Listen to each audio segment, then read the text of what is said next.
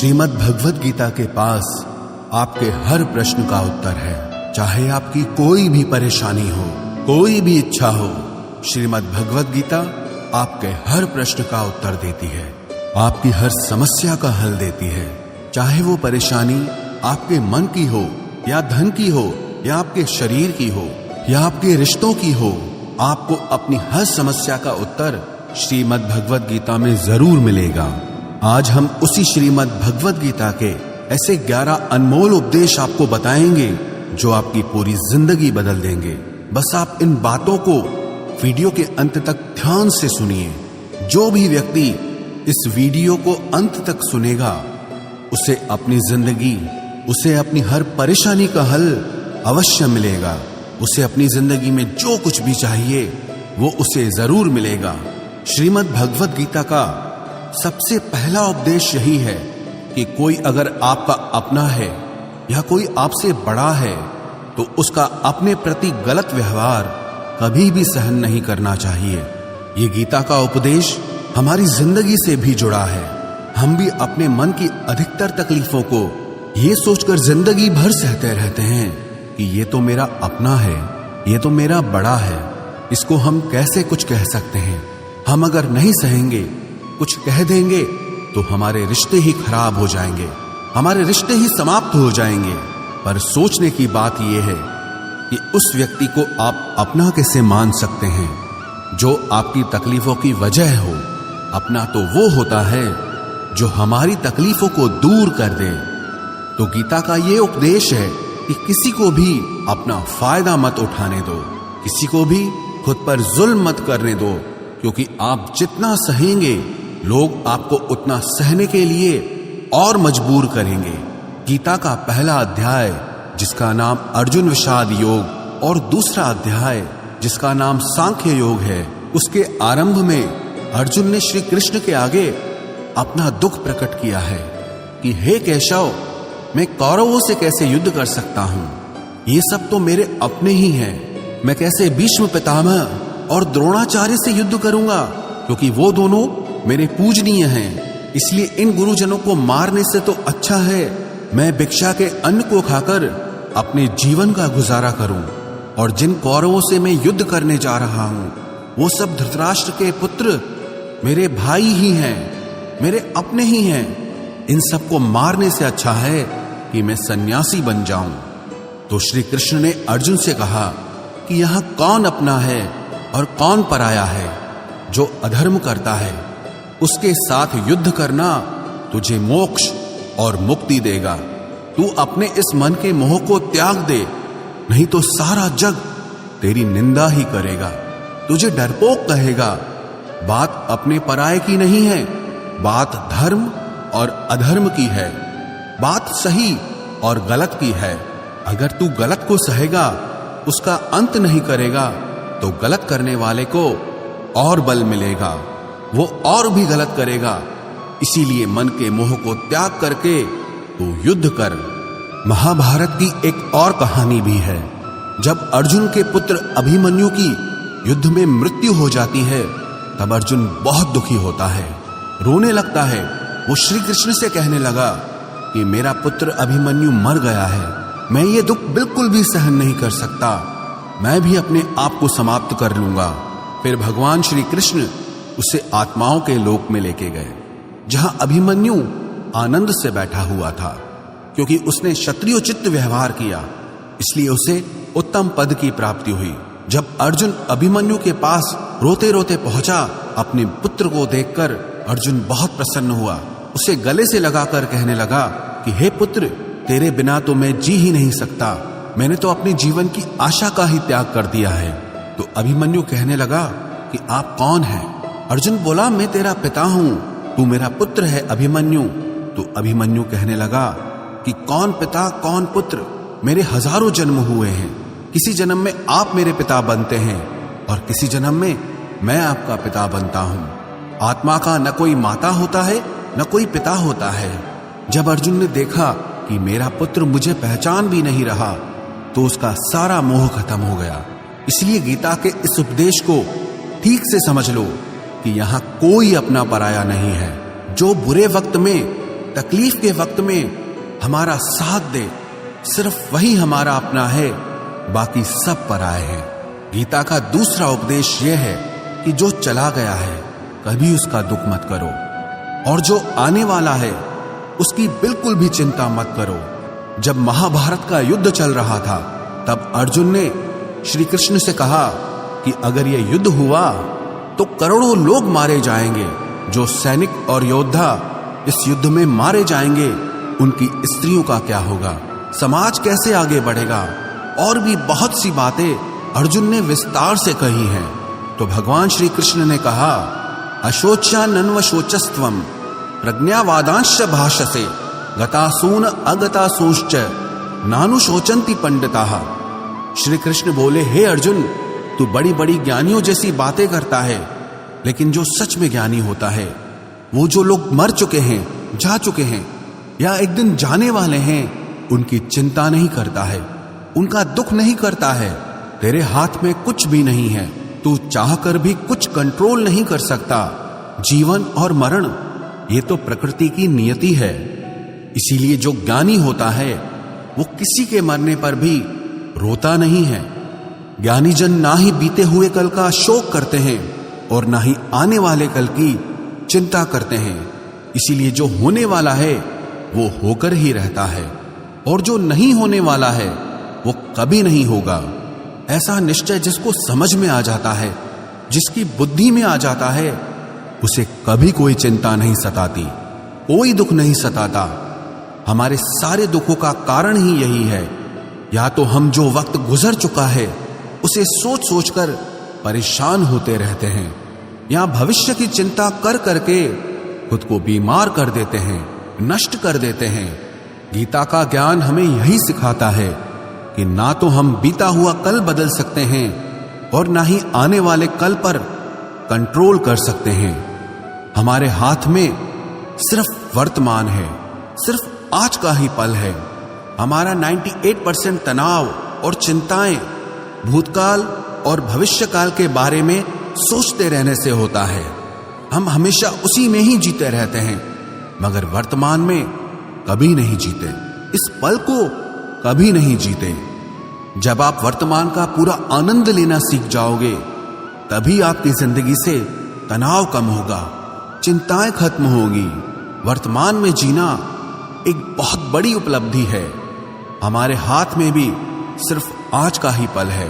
हमें जो भी करना है आज ही करना है। कभी भी ये सोचकर समय को नष्ट नहीं करना चाहिए कि अभी मेरे पास बहुत समय बचा है। एक गुरुजी ने अपने एक शिष्य को पारस का पत्थर दिया। उनका वो शिष्य बहुत आलसी था, हर काम को कल पे टाल देता था। तो गुरुजी ने उसे कहा कि मैं तुझे ये पारस पत्थर दे रहा हूं। इस पारस पत्थर से जब तू लोहे को स्पर्श कराएगा तो वो लोहा स्वर्ण बन जाएगा, सोना बन जाएगा।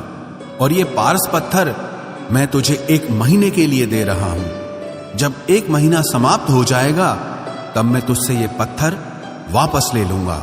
तब तक तू इस पत्थर को अपने पास ही रख। गुरुजी का वो शिष्य बाजार में लोहा खरीदने के लिए गया। जब बाजार में वो लोहा खरीदने पहुंचा तो उसे लोहे का वो रेट बहुत महंगा लगा। उसने कहा थोड़े दिन रुक के ले लूंगा, जब लोहे का रेट कम हो जाएगा। पर उसकी बुद्धि में ये बिल्कुल नहीं आया कि इस लोहे को मैं सोना बनाकर बहुत अधिक धन बना सकता हूं। लेकिन उसके मन की सुस्ती, उसके मन का आलस्य, उसकी वजह से उसने उस काम को कल पे टाल दिया। ऐसे ही करते करते पूरा महीना समाप्त हो गया। फिर गुरुजी उस शिष्य के पास आ पहुंचे कि बताओ तुमने कितना सोना बनाया। शिष्य बोला कि मैंने तो अभी सोना बनाना शुरू भी नहीं किया। तो गुरुजी ने कहा मुझे मेरा वो पारस पत्थर वापस चाहिए। शिष्य बोला कि नहीं, मुझे थोड़ा वक्त दीजिए, मैं थोड़ा सोना बनाना चाहता हूं। गुरुजी ने कहा कि ये पारस पत्थर पूरा 1 महीना तेरे पास था, पर तू कुछ नहीं कर पाया, लेकिन अब समय समाप्त हो चुका है। ऐसे ही ये हमारा जीवन है, हमारी जिंदगी है, और ये समय ही पारस पत्थर है। हम समय के एक एक पल से अपने जीवन को सोना बना सकते हैं, लेकिन हमें ये लगता है कि हमारे पास बहुत समय बचा है, एक दिन जिंदगी को जी लेंगे, एक दिन जिंदगी में खुश हो जाएंगे, लेकिन वो दिन कभी नहीं आता और हम जिंदगी भर भागते रहते हैं, चिंता करते रहते हैं, दुखी होते रहते हैं, लेकिन जिंदगी को जीना, खुश रहना हम भूल जाते हैं। इसलिए गीता का ज्ञान हमें यह सिखाता है कि आप आज में जीना सीखो, इस पल में जीना सीखो। गीता का तीसरा उपदेश यह है कि मौत से डरना बिल्कुल व्यर्थ है। श्री कृष्ण ने गीता में कहा है कि यह संसार मृत्यु लोक है। जिसका भी जन्म हुआ है वो एक दिन जरूर मर जाएगा। जिसका आरंभ हुआ है उसका अंत अवश्य होगा। हम इसे रोक नहीं सकते। जैसे हम रोज कपड़े बदलते हैं, वैसे ही हमारी आत्मा नया शरीर धारण करती है। मृत्यु सिर्फ इस जीवन का एक नया आरंभ है, इस जीवन का अंत नहीं है। आत्मा कभी नहीं मर सकती और ना ही उसे कोई मार सकता है, लेकिन मौत का डर मनुष्य को सबसे ज्यादा लगा रहता है। मौत का दुख भी इंसान को सबसे ज्यादा होता है। एक पेड़ में दो पक्षियों का जोड़ा रहता था। उन दोनों को एक दूसरे से बहुत प्रेम था। उन्होंने साथ जीने मरने की कस्में खाई थी। एक दिन वहां एक शिकारी आया और उसने एक तीर चलाकर वहां पेड़ पर बैठे मादा पक्षी को मार दिया। तो वो अकेला नर पक्षी रोने लगा कि मैं तुम्हारे बिना कैसे जी पाऊंगा। तुम्हारी जगह मेरी मृत्यु आ जाती, मेरा जीवन तुमको मिल जाता। वो रो रो के बहुत विलाप करने लगा। इतने में ही उस शिकारी ने दूसरा तीर चलाया और उस नर पक्षी को भी मार दिया। वास्तविकता में ये कहानी हमारी ही है। हम भी रोते रहते हैं जब कोई मरता है तो, लेकिन हमें यह नहीं पता कि एक न एक दिन हमारा भी जीवन समाप्त हो जाएगा। हम भी उसी मृत्यु के पेड़ पे ही बैठे हैं, लेकिन शरीर का मिटना हमारा अंत नहीं है। श्री कृष्ण ने अर्जुन से कहा कि हे अर्जुन, तेरे और मेरे अनंत जन्म हुए हैं। तुझे कुछ भी याद नहीं है, लेकिन मुझे सब याद है। जो व्यक्ति इस सत्य को समझ ले कि मैं यहां इस संसार में कुछ समय के लिए आया हूं, उसकी जिंदगी के सारे झगड़े, सारे दुख, सारी चिंताएं ही समाप्त हो जाएंगी। जब इस संसार से जाना ही है तो दुख किस बात का। पहले के जमाने में साधु महात्मा लोग पैदल यात्रा करते थे। यात्रा करते करते वो एक नगर में पहुंचे। वो महात्मा बहुत थक चुके थे। उस नगर में उन्होंने एक महल देखा और उन्होंने उस महल में जाकर विश्राम करने का सोचा और वो महल में जाकर सो गए। जब उस महल में वहां का राजा पहुंचा तो अपने पलंग पर उस महात्मा को सोता देखकर बहुत हैरान हो गया। राजा उस महात्मा से पूछने लगा कि तुम मेरे महल में कैसे घुस आए और मेरे बिस्तर पर सो रहे हो। महात्मा कहने लगा, ये तुम्हारा महल है? मुझे तो लगा ये धर्मशाला है। तो राजा ने कहा, आपको मेरा महल धर्मशाला कैसे लगा? तो महात्मा ने राजा से प्रश्न किया कि तुमसे पहले इस महल में कौन रहता था? तो वो राजा बोला कि मुझसे पहले मेरे पिता यहाँ पर रहते थे और उससे पहले मेरे दादाजी यहाँ पर रहते थे। तो महात्मा ने फिर प्रश्न किया कि क्या तुम इस महल में हमेशा रहोगे या तुम्हारे बाद कोई और रहेगा? तो राजा कहने लगा कि मेरे बाद मेरा पुत्र इस महल में रहेगा। तो महात्मा राजा से कहने लगे कि जिस जगह पर रहने वाले बार बार बदल जाते हो उसे घर कैसे कह सकते हो? वो तो धर्मशाला ही है। इसीलिए तेरे महल को धर्मशाला समझकर मैं इसमें रात बिताने के लिए आ गया। धर्मशाला जान जग को, जीव सब मेहमान है। मोह किससे मत करो, सब स्वप्न का सामान है। यदि हम भी इस बात को समझ लें कि हम यहाँ कुछ समय के लिए आए हैं, आनंद करने के लिए आए हैं, खुश रहने के लिए आए हैं, तो हमारे सारे दुख ही समाप्त हो जाएं। जब हम अपना मोह यहाँ जमा लेते हैं, अपना दावा यहाँ जमा लेते हैं कि ये मेरा है, इसे मैं छोड़ नहीं सकता, इसके बिना मैं जी नहीं सकता, तो हमारा जीवन दुखों से भर जाता है। इसलिए जीवन में मृत्यु का भय त्याग करके जीवन का प्रतिपल आनंद लेना चाहिए। गीता का चौथा उपदेश, मन और विचारों को कंट्रोल किए बिना जीवन में कभी शांति और सुकून मिलने वाला ही नहीं है। अर्जुन ने श्री कृष्ण से कहा कि मेरा मन सही गलत सब कुछ जानता है, फिर भी मेरे विचार और मेरा मन मुझसे कंट्रोल नहीं होता। मैं जो करना चाहता हूं वो कर नहीं पाता हूं। और जो नहीं करना चाहता हूं वो मेरा मन मुझसे जबरदस्ती करवाता है। इसीलिए मैं बेचैन हो गया हूं, मुझे शांति प्राप्त नहीं हो रही। तो श्री कृष्ण ने अर्जुन से कहा, उसके लिए तुझे अपने मन और विचारों से डिटैच होकर अपने मन और विचारों को सही दिशा में ले जाने की प्रैक्टिस करनी होगी, अभ्यास करना होगा। और ये एक दिन का काम नहीं है। जब तक तू अपने मन और विचारों की गुलामी का त्याग नहीं करता, तब तक तुझे जीवन में कभी शांति नहीं मिलेगी। एक राजा था, वो बहुत बेचैन और परेशान रहता था।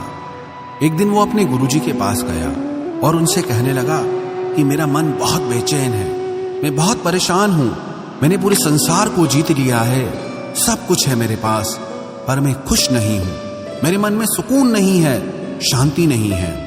तो गुरुजी ने राजा से कहा कि तुम्हारे नगर में अगर कोई ऐसा व्यक्ति है जिसने सुकून को प्राप्त कर लिया है, शांति को प्राप्त कर लिया है, तुम उसका एक बार कुर्ता पहन लो तो तुम्हारे जीवन में भी शांति आ जाएगी। राजा बहुत प्रसन्न हो गया कि ये तो बहुत आसान काम है। वो अपने राजमहल में आया और राजसभा में वो सबसे कहने लगा कि आप लोगों में से जो भी शांत हो चुका हो, जिसे सुकून मिल गया हो, वो अपना कुर्ता मुझे दे दे। वो बदले में जितना भी धन मांगेगा मैं उसे दे दूंगा। सब लोग एक दूसरे का मुंह देखने लगे। पैसों का लालच आया, लेकिन सबको एक दूसरे की सच्चाई पता थी, क्योंकि किसी की जिंदगी में भी शांति और सुकून नहीं था। सब अपना सर झुकाकर वहां पर खड़े हो गए। फिर उस राजा ने पूरे नगर में ढिंढोरा पिटा दिया कि जिसे भी शांति प्राप्त हो चुकी हो, सुकून प्राप्त हो चुका हो, वो मेरे पास आकर अपना कुर्ता दे दे। वो जितना कहेगा उससे उतना ही धन दिया जाएगा। लेकिन एक भी व्यक्ति ऐसा नहीं मिला जिसे शांति प्राप्त हो चुकी हो। वास्तविकता में जब कोई मरता है तब हम कहते हैं कि वो फलां व्यक्ति आज शांत हो गया। कभी किसी जिंदा इंसान के लिए नहीं सुना कि एक जीता जागता इंसान शांत हो गया है। राजा के सैनिक पूरे शहर में ढूंढते रहे। फिर उन्हें पेड़ के नीचे एक महात्मा तपस्या करता दिखा, जिसके चेहरे पे एक शांति थी, सुकून था। वो सैनिक उस महात्मा के पास आकर पूछने लगे कि क्या आपने शांति प्राप्त कर ली है, सुकून प्राप्त कर लिया है? महात्मा ने कहा, मैं पूरी तरह से शांत हूं। तो सैनिक उसे राजा के पास ले आए। राजा ने उस महात्मा से प्रश्न किया कि क्या आपको शांति और सुकून प्राप्त हो चुके हैं? वो महात्मा कहने लगे, महाराज, मैं पूरी तरह से शांत हूं, मुझे कोई चिंता नहीं, मुझे किसी चीज की लालच नहीं, मुझे कोई इच्छा नहीं है। तो राजा भी बहुत प्रसन्न हो गए कि आखिर वो व्यक्ति मिल ही गया जिसे शांति की प्राप्ति हो चुकी है, जिसे सुकून प्राप्त हो चुका है। तो राजा उस महात्मा से कहने लगे कि हे महात्मा, आप कृपया करके अपना कुर्ता मुझे दे दीजिए, बदले में आप जो मांगेंगे मैं आपको दे दूंगा।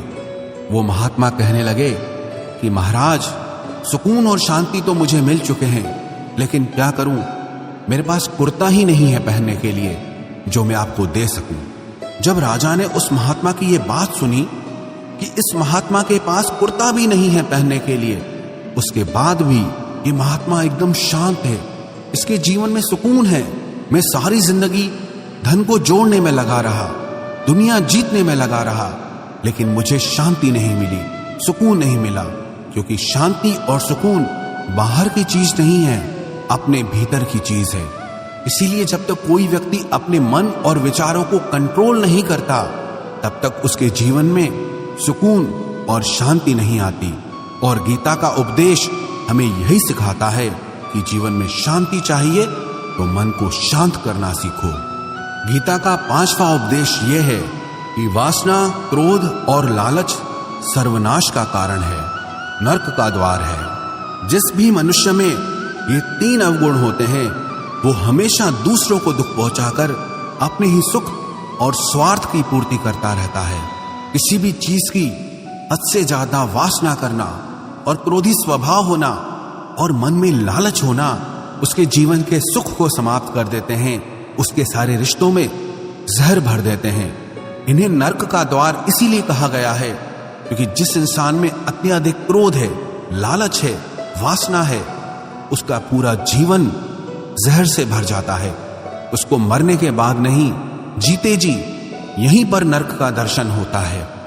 गीता का छठा उपदेश यह है कि सब भगवान एक ही हैं, कोई छोटा बड़ा नहीं है। सब एक परब्रह्म परमात्मा के अलग अलग रूप और नाम है।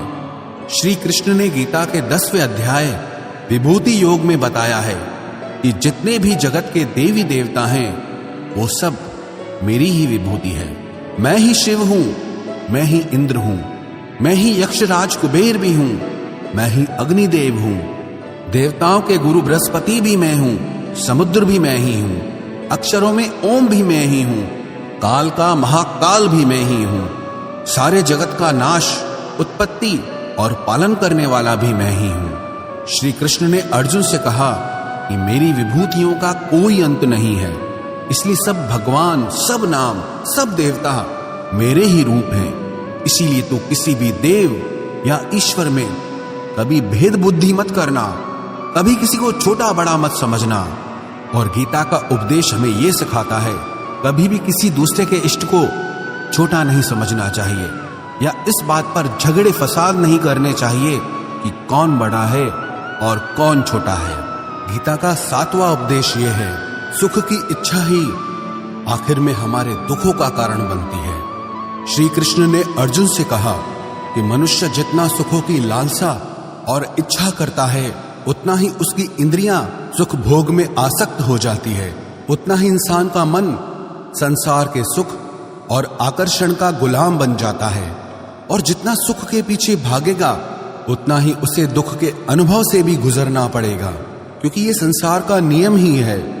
जो चीजें शुरू में मन को बहुत आकर्षित करती हैं बाद में बहुत दुख देती हैं, और जो चीजें शुरू में मुश्किल लगती हैं, कठिन लगती हैं, बाद में हमें बहुत काम आती हैं।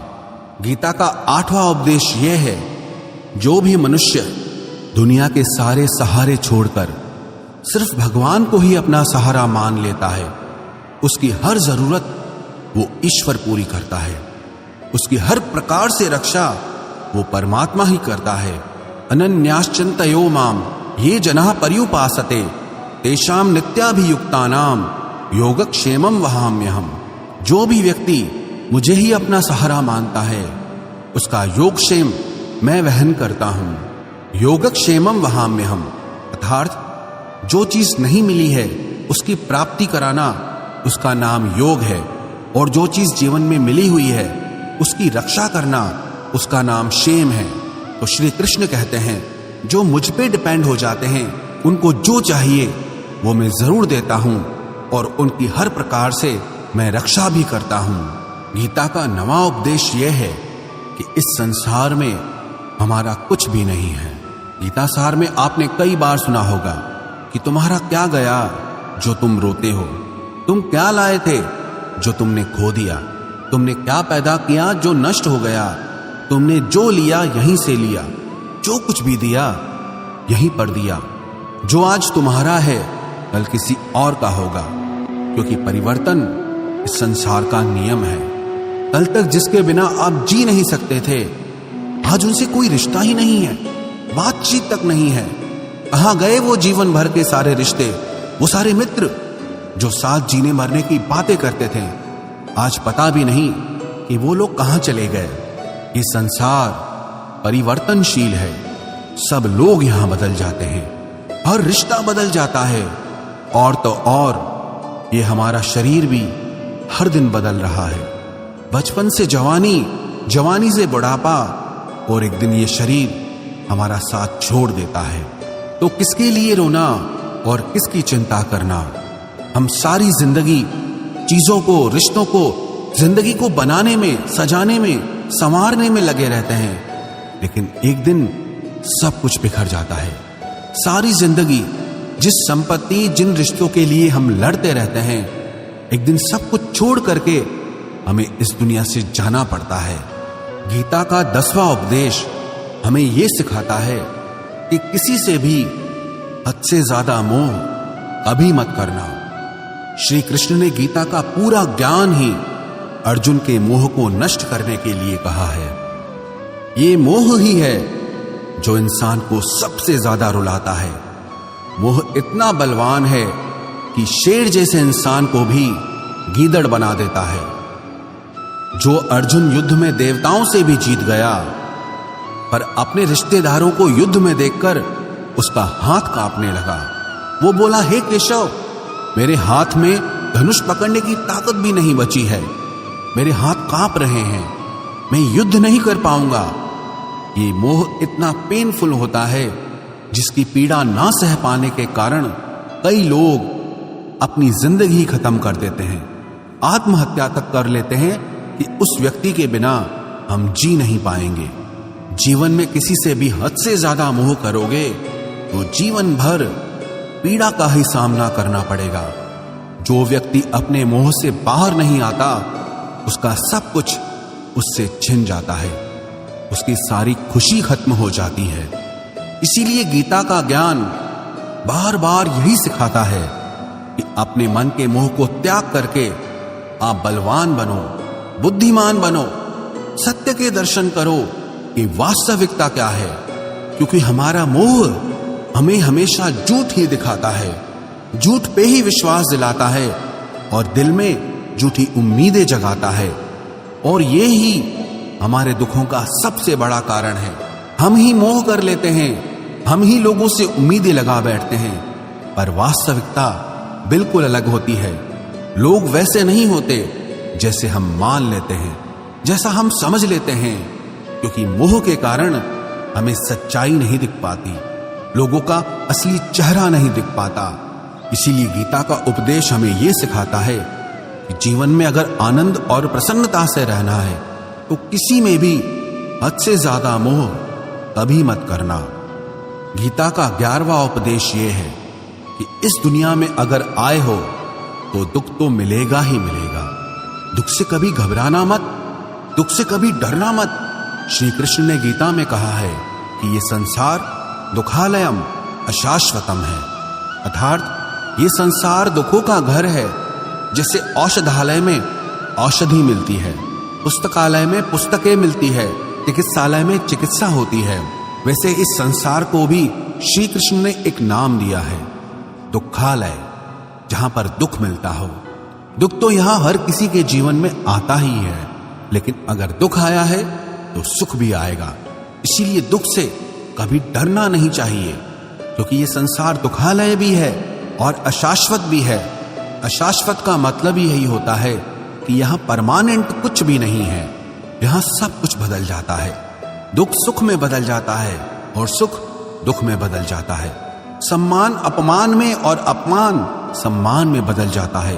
खुशी दर्द में और दर्द खुशी में कभी भी बदल जाती है। जीत हार में और हार जीत में, जहां कभी भी कुछ भी बदल सकता है।